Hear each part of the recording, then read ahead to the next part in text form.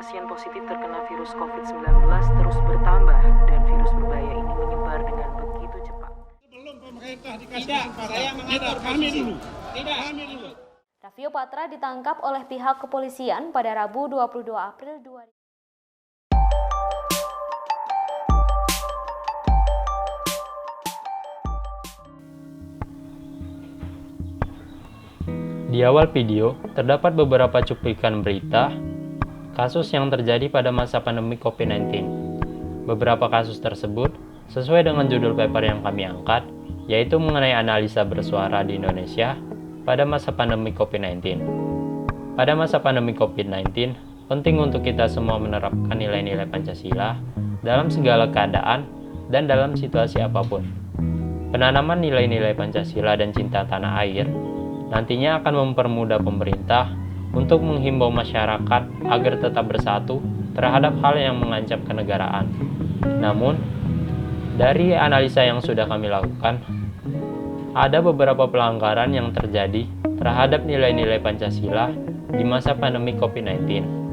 Khususnya, kami menyoroti pada implementasi nilai-nilai yang ada pada sila keempat mengenai kebebasan, yaitu kebebasan berekspresi dan kebebasan berpendapat.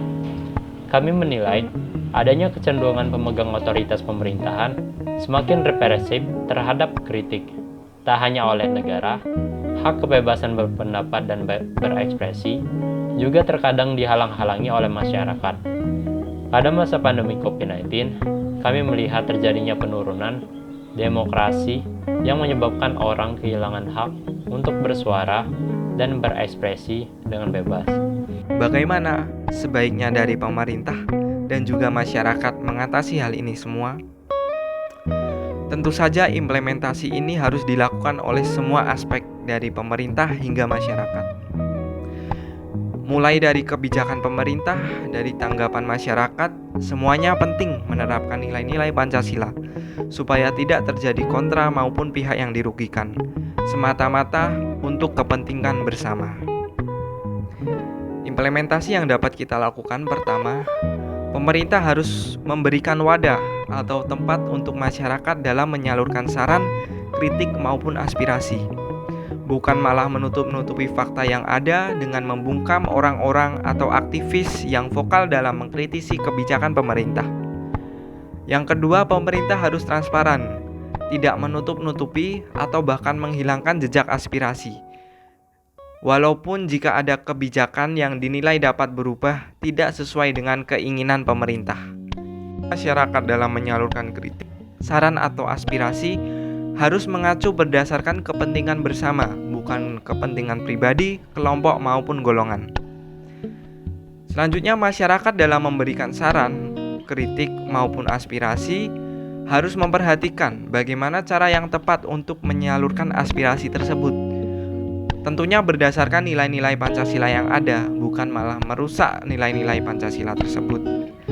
Dan yang terakhir, dari sisi pemerintah maupun masyarakat, tentu dari sisi keduanya, yaitu semua pihak. Dari semua pihak itu harus menerima, mendukung segala sesuatu yang telah menjadi keputusan bersama. Masa depan demokrasi kita tampaknya belum akan pernah pulih dalam waktu dekat ini.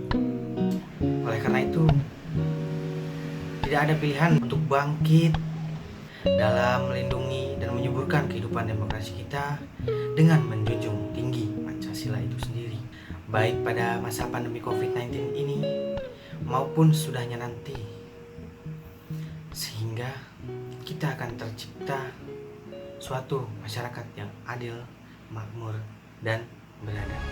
Di sana tempat